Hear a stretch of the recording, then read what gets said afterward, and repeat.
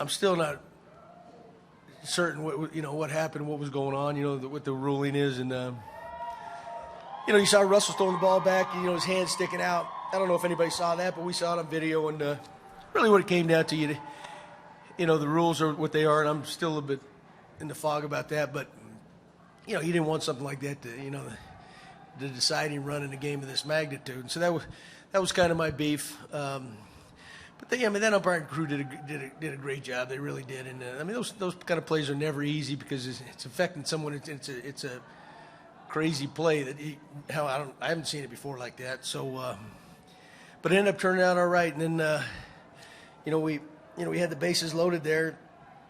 And that we get the ground ball to first base, they get the force at home, and you're wondering, okay, because Dyson's coming in, who is one of the better relievers in baseball. He's a ground ball machine. So, you're sitting there very easily to turn a double play for him. And then we got the jam shot by, Josh to tie it up. And then Batista, he's got the flair for the dramatic, and on the national stage, he really showed off. Last row. John, you ever been involved in a baseball game like this before? Can you, like in the minors as a player, or have you ever experienced anything quite like this? No, well, no, definitely not this level. I can't remember, it definitely wouldn't compare it to minor league level, but, I did spent 2 months with the New York Mets in '86. So I wasn't an active player, but I was around when they come back against the Red Sox. So I know how crazy things happen in this game, especially this time of year. So, I think it's very rewarding for this group. We thought we were too good to bow out in the first round, but, they were just as good over there. I mean, whoever wins this game is going to be a good representative, I think, in the next round. But, it's special for these guys, and especially really special for everybody around here, and because it's been so long, and, you can have a great year, and if you bow out in that first round, it's still a good accomplishment, but it just doesn't seem right, and so we're moving on and hopefully play well this next series. Okay, again in the back row. John, your fans have been great throughout this entire run since the team turned into a competitor. But can you talk about the emotions you're feeling when you see what was going on after some of those reactions to the calls today? Yeah, I thought they were great, other than the ones who were throwing the beer cans, because I almost got hit by one of them. But they jumped on board. They've always said in this town and really this country, you can put a good team on the field and plays well, the place will explode. And really that's just what's happened. Alex went out and, made the huge deals that really, set this thing rolling. And they've done their part showing up. And, but it's been a long time. So, they've been starved for a winner, and hopefully we can continue and maybe turn out to be that team. But shoot, they're just as excited as we are, maybe even more. So I know it's a good relief for them. Over here. John, do you believe in baseball karma? What comes around goes around after that seventh inning? Well, I don't know. You know what? As long as you're involved in this game, crazy things happen. And things maybe you've never seen or very rarely have seen, and a little something, like a little dribbled ball or what have you, a little thrown ball like that one, really can ignite something or make a difference in a game. So, we were fortunate. We took advantage of a couple mistakes they made, and was when we opened it up. So, we definitely caught some breaks today too. Okay, Jeff. Congratulations. They worked over Edwin pretty well in this series and didn't give him much to hit. What went through your mind when you saw Edwin hit that ball? Well, I kind of had the feeling Eddie was, he was about to erupt too. He's hit some, wall balls in the series. The first go around here at home, those first couple games. So you knew he was close. And it's really hard to hold him down really in 5 games. It's usually, he's going to do some damage, and that's what we needed.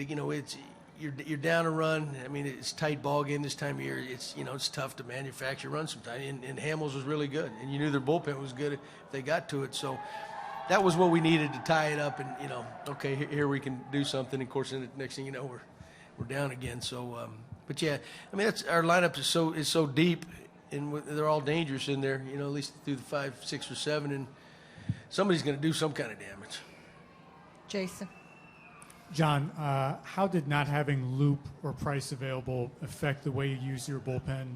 And I guess, how much did you feel like you could extend Sanchez and then Osuna bringing Right. 5 out? Well, we knew coming in, to the game that, with when Cecil first went down, it was going to kind of change some things anyway, and then that's why we used, David in those, that game down there in Texas. But I even said to Pete Walker, the pitching coach today, there was a situation as the game was going on. It was a tight game. I said to him a couple times, perfect spot for Cease here, but we don't have him, and even Loop. We wish him Loopy well out there, and hopefully he comes back soon. So, you do feel naked, but, we have some guys that have been pitching pretty good, them youngsters, with Sanchez and then Osuna. I mean, they both really went above and beyond what they normally do. They're basically one-inning guys, and we've even tried it in multiple innings or inning plus. They've struggled at times with that this year. But today was different. They knew it. So it was the 3 young guns, homegrown, big arm, original Blue Jays, so I know the organization's proud of those guys. Okay, Jose Bautista's waiting in the back of the room, so we're going to take 2 more right there and then back there. John, can you take us through right here, sorry. Can you take us through what happened the first time the bench is emptied? It looked like Edwin was trying to calm the fans down, and then something was said to him, and then next thing you know. Yeah, I'm not sure exactly what happened. The next guy probably got a perfect answer for you. You got to help me out, Hose.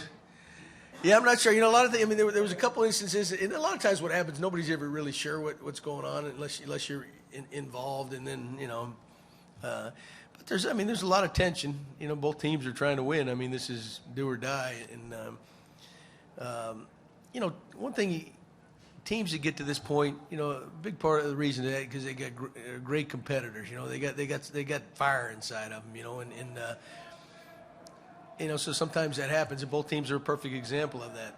And the umps held it in check, but I know that baseball world and watching on TV, you got kids that doesn't always like to see it, but that's at the level we're at. It means so much, and but it didn't get out of hand, and it's over with. Last question in the back. John, after the craziness of today, it's maybe easy to forget that at one point you guys were down 0-2 in the series heading back to Texas. Was there one moment where you thought or you heard from players like they believe they could turn this thing around? Well, you know what? We didn't know for sure when we headed to Texas, but we were taking BP on the off day down there. I just had a good feeling. The guys were nice and loose and relaxed, and that's important for this group. And then with that first game, I thought we looked like the old team we were playing like we've done all year. And then, of course, we had the big outburst the next day. So I said, this is our team. Of course, you still got to win 3 in a row. But, before that first game in Texas, Joe Torre was down there. Joe came up to me and, he had texted me, good lady, is this an insurmountable, because he did it with the Yanks. And so he said, hey, take it one day at a time, some great advice, easier said than done, of course. But then he even told me, he told Bruce Bochy that when they were down to Cincinnati and they went on and added, So, coming from him, it's kind of a comforting thing. I know it's not easy, but, it kind of gives you, hey, you know what, it could happen.